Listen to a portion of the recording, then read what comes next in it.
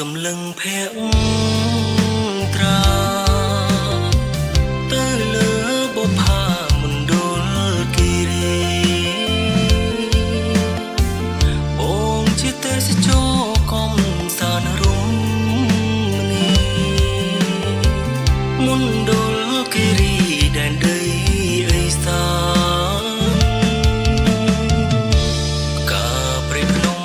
ខ្លួនសានឆ្ងាយក្លិនក្រអូបសាយតាក់ចិត្តរៀមរាបងអ្នកភ្នំពេញចង់សុំស្នេហាសុំស្នេហ៍បុប្ផាព្រៃភ្នំកំសត់បងជាអ្នកមកពីចំងាយពីឆ្ងាយ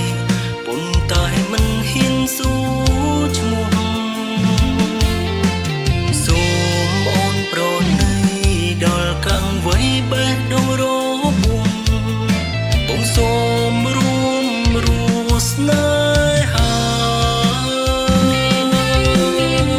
ភ្នំដងក្រមុំធ្វើជាសាក់